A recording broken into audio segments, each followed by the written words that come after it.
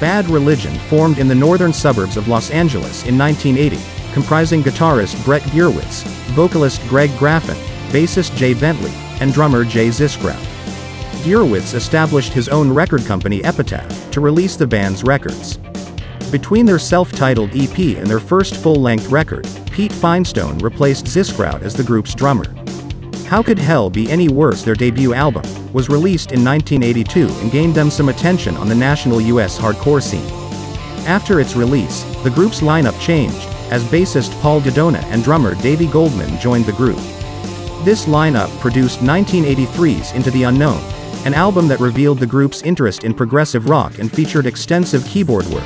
The LP and the band's new direction proved highly controversial among Bad Religion's core fans. In the meantime, the band's lineup was undergoing some more shakeups. Gurewitz had to take 1984 off to recover from various substance abuse problems, leaving Graffin the band's only original member. In addition to Graffin, the 1984 incarnation of the band featured former Circle Jerks guitarist Greg Hetson, bassist Tim Gallegos, and returning drummer Pete Finestone. Bad Religion's next release, the harder, punkier Back to the Known EP, restored faith among the group's devoted fans.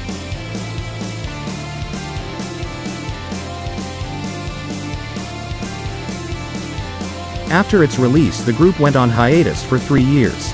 When Bad Religion returned in 1987, the band featured Gurewitz, Graffin, Bentley, Hetson and Finestone. They released Suffer the following year, a record that re-established the group as prominent players in the US underground punk hardcore scene.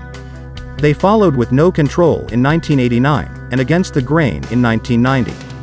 By the time of their 1993 album Recipe for Hate, alternative rock had achieved greater visibility in the rock mainstream. In addition, the band's following became one of the largest in American punk.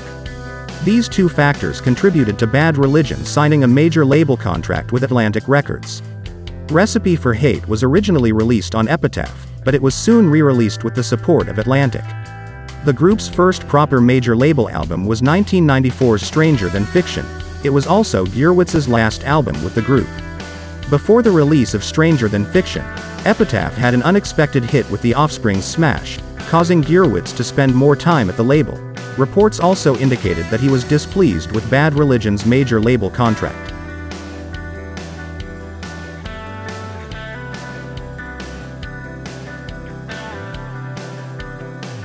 The group replaced Gurewitz with hardcore veteran Brian Baker for their supporting tour, which proved to be one of their most successful. Bad Religion released their second major label album The Grey Race in early 1996, but it didn't achieve the same results as its predecessors. No Substance followed in 1998, and 2 years later the band returned with New America, which was produced by Todd Rundgren. Although it featured Bad Religion's best work in years, Atlantic dropped the band, and they returned to Epitaph. In the summer of 2001, Gurewitz rejoined the lineup after a 6-year absence, and the group began work on the Process of Belief. The album appeared in February of the following year and was widely hailed for its recalibration of the Graffin-Gurewitz axis. Bad Religion's next project was the remastering and issuing of their early catalog. The discs began appearing in April 2004 with the release of Generator and How Could Hell Be Any Worse. The former included relevant 7 material from the era, while Hell took the place of 80 to 85, which had previously accounted for the band's earliest output. Both were fully remastered, as were subsequent reissues of Suffer, No Control, and Against the Grain.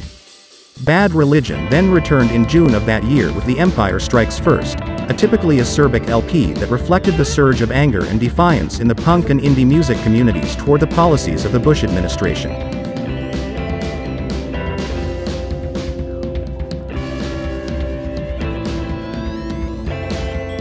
The powerful new Maps of Hell, released in 2007, continued on the path of discontent and railed at what the band saw as rampant apathy in the face of global crisis.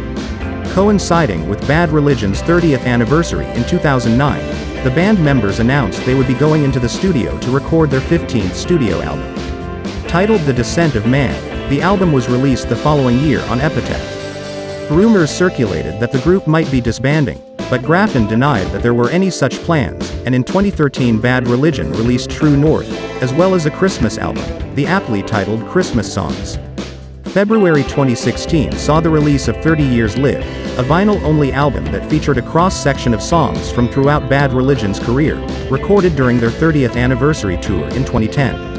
In June 2018, the band released their first single in 5 years, The Searing the Kids Are Alt-Right, and the following year they issued a new studio album, Age of Unreason.